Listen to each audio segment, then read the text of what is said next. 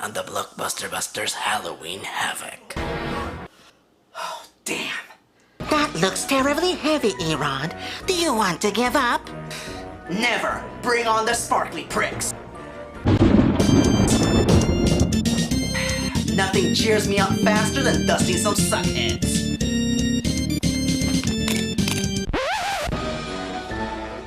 Oh, did I forget to mention? I took the liberty of removing all of your weapons from your apartment.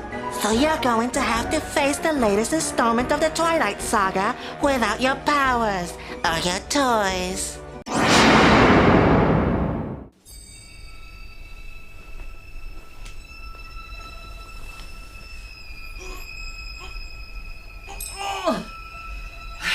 Damn. For 3 years, we have been at war.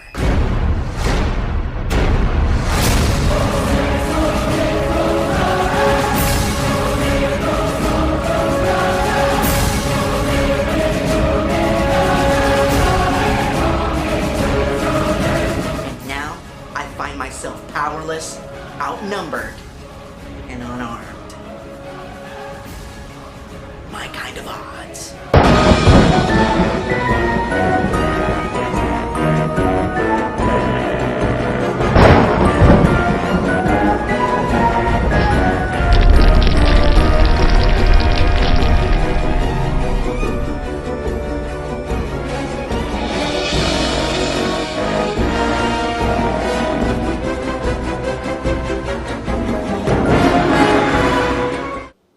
Greetings, werewolves and witches. I'm Erod and I'm the Blockbuster Buster. This is it, folks. Out of all the horrificness caused by the Twilight films, this is the one that lives most in infamy, as it contains a notorious scene that is known to cause epileptic seizures. Yes, this movie nearly killed a great deal of its viewership. This is not a joke. Even famed comic book artist Jim Lee reported that his 11-year-old son had to be taken out of the movie theater after the infamous scene made him throw up.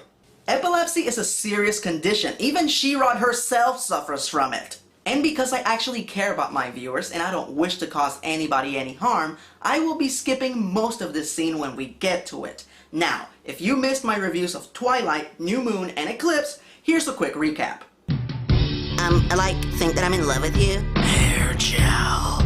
I'm in love with you too. Inexplicably, your unholy union will cause war. Okay. You don't stand a chance against me! Man-eating vampires are way more powerful!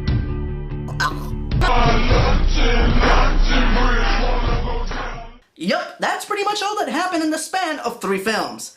Alright, Legionnaires, this is it. It's once again time to bear witness to a vapid little tramp struggle with her choice between necrophilia and bestiality. So sharpen your stakes and load up your silver bullets as we take a look at the Twilight film that is literally, physically, and mentally bad for you. Welcome to the 6th Circle of Hell. This is Breaking Dawn, Part 1.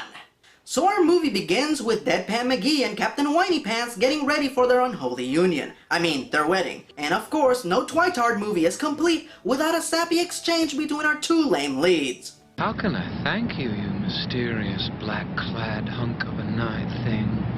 No need, little lady. Your tears of gratitude are enough for me. You see, I was once a badass vampire, but love and a pesky curse defanged me. And now I'm just a big, fluffy puppy with bad teeth. No, not the hair. Never the hair. But there must be some way I can show my appreciation. No. And working up a load of sexual tension and prancing away like a magnificent poof is truly thanks enough. And I'm almost out of that Nancy boy hair gel I like so much. Before things get sappy enough to induce vomiting, Whiny has to leave in order to attend his bachelor party. Sure, he's enthusiastic now, but wait until he's hungover tomorrow. Keep it down, bitch! Your chewing is like a million hammers on my brain! So after Deadpan has a nightmare that is strikingly similar to one of my fantasies. Oh, come on, like you don't want to see all the characters in this movie die inexplicably. So the emotionless duo gets married without a hitch. And I'm not kidding, nobody interrupts the wedding. The Volturi don't invade, Sharky doesn't object last second, nothing. And I mean nothing remotely interesting happens. They just get married and they kiss for so long that the audience leaves and then returns. That's it. Shit, I would have settled for a werewolf humping somebody's leg. At least that would have been more entertaining than this sappy bullshit. So yeah, they got married, just like that. And nothing remotely interesting happens. Until...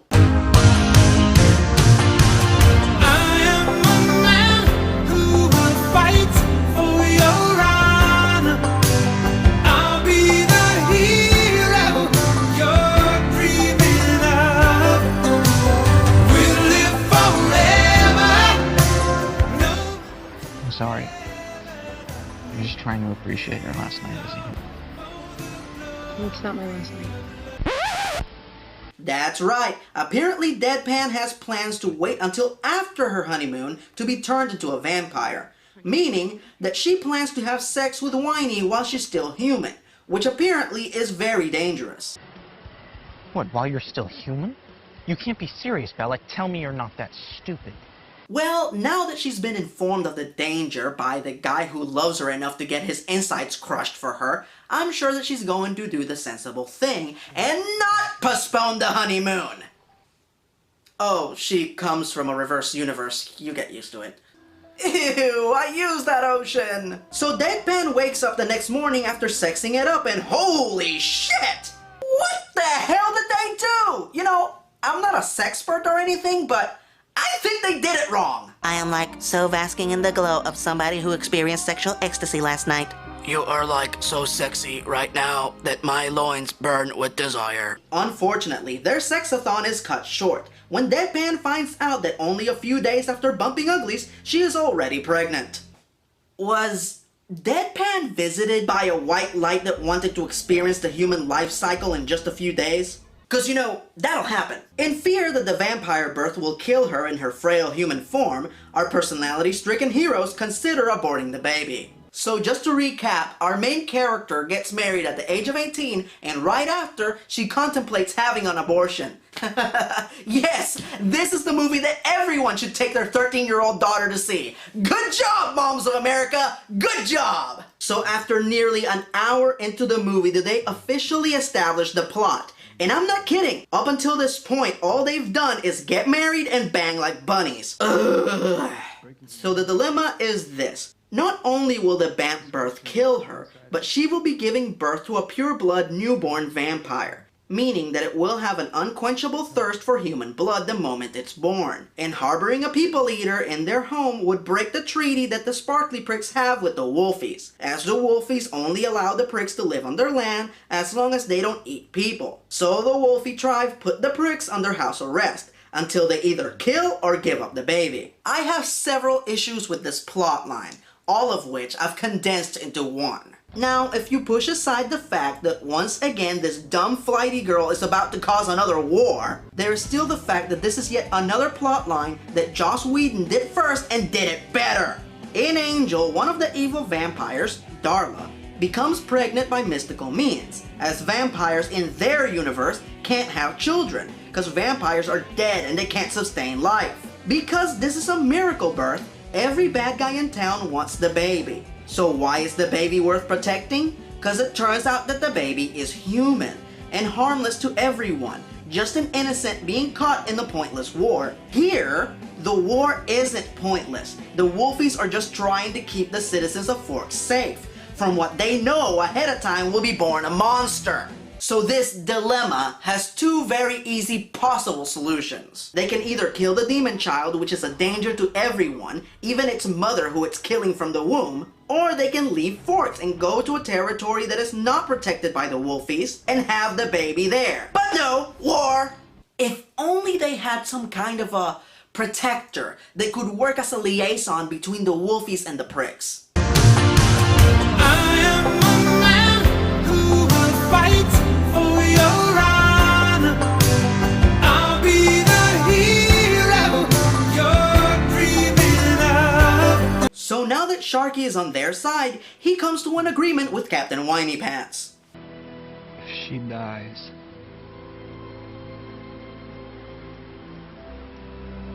you get what you always wanted. To kill me. So everyone wins! Desperate to avoid the war, Sharky goes to plead with his pack. They're talking! We have to protect the tribe. This movie has talking animals in it. Every human will be in danger. Okay, whatever shred of dignity the werewolves in this movie used to have is completely gone now. There's a chance they might have had a very dramatic and poignant conversation just now, but I completely missed it, because all I could hear is this. Murderer! No, Simba, please, tell them the truth. Truth? But truth is in the eye of the beholder.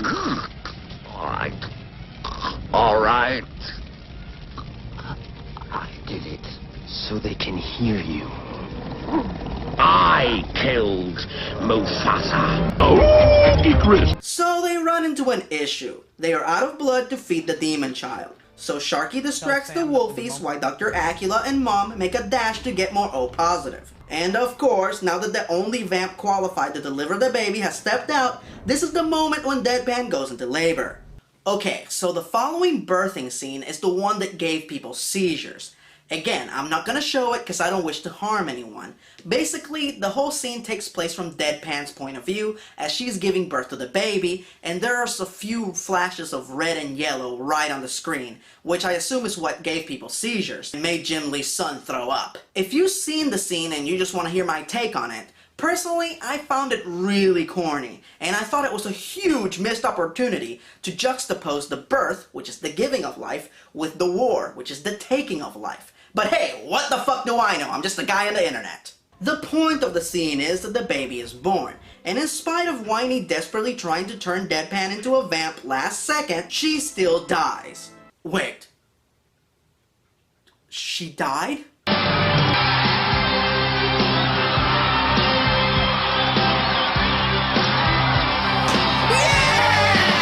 But we're not out of the woods yet, folks. The wolfies are pissed and the war is on.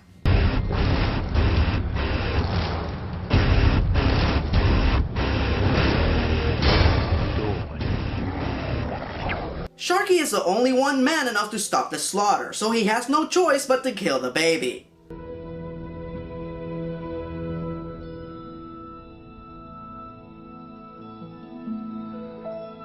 It's like... Wait, what the shit is happening? He just looked at the baby, and all of a sudden he was looking at home movies of the kid growing up with a nifty voiceover. Be anything she needs. A protector. Alright, fuck it, let's just get back to the battle. Our eyes bear witness to the grotesque spectacle coughed forth from the darkest corner of Xerxes' empire. I am a man who will fight for your honor.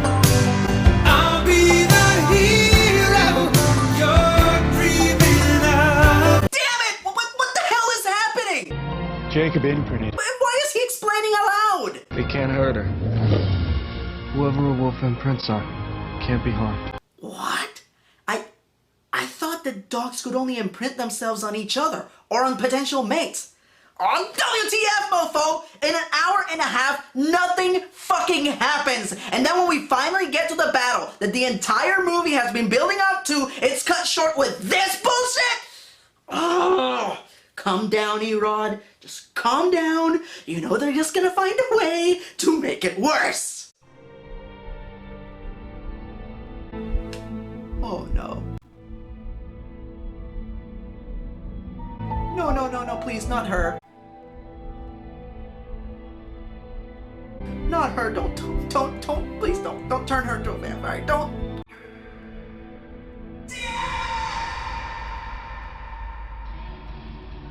Damn you, Stephanie Meyer, for turning the lamest characters in history into vampires!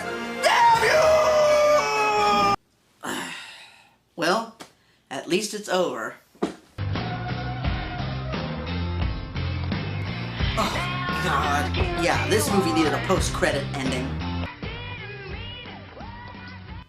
yeah, it's Mr. Prissy Puff. I so missed him. Dispute with the Cullens is over. Over? Goodness, no. Our dispute goes far beyond the fate of a mere human. And what might it be? Why, brother, I thought you understood. They have something I want. Really? You're not gonna tell us what? This movie's a volatile vamp of viscous vomit. Holy freaking god, is this movie horrible. It's so astonishingly bad that it's become a cliche joke. You know, when I told you that I had to work late, I really went to see the new Twilight movie by myself. And it was so bad. While I used to think that New Moon was the worst movie in the bunch, as nothing happens in that movie, while important events do transpire in this film, they are few and far between, and what does happen is so insipid, so annoying, and so poorly executed that nothing, and I do mean nothing, can make me care. Is this a bad idea for a story? Absolutely not. Like I said, this was already really well done in Angel. And do I even have to tell you guys at this point that you should skip this crap and watch that instead? The only half-decent performance in this entire movie is Taylor Lautner, which is pretty impressive since he was given so very little material to work with. And to add insult to injury, what would have been his best scenes were given to his crappy computer-animated werewolf counterpart. Now, there are some people who have compared this movie to Harry Potter and the Deathly Hallows Part 1, as that film simply sets up the events of the next movie, and that I shouldn't judge Breaking Dawn Part 1 too harshly without seeing Part 2. Well, I highly disagree with that, cause while 50% of Deathly Hallows Part 1 simply sets up Part 2, it is still packed with big relevant moments, great performances, and interesting dialogue, all of which justify it being a movie on its own. Nothing about this retarded melodramatic crapfest justifies it being its own movie. I can summarize everything that happens in this movie in less than a minute. Wedding, fucking, pregnancy, war, birth, end of war, and she's a fucking vampire now. Bullshit! These movies are so bad, they just drain me.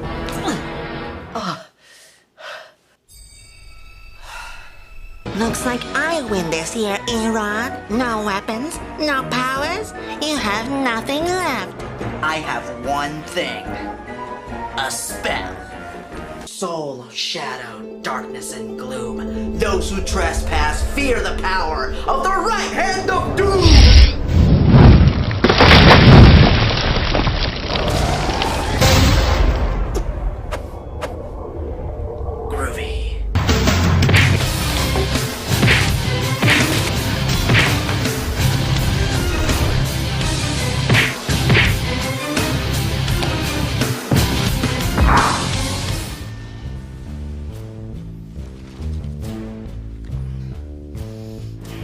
Alright, Crypties, time to deal with... Crypt Keeper? Crypt Keeper! He's gone! I can't see or sense him anymore. Jarvis? Yes, sir. Start a trace on the Crypt Keeper. I want him found by next October. Why next October, sir? Because next year, we're gonna finish this. Erod, the pizza's here. Whoa! Thank you. Who busted all these bad movies? Who do you think?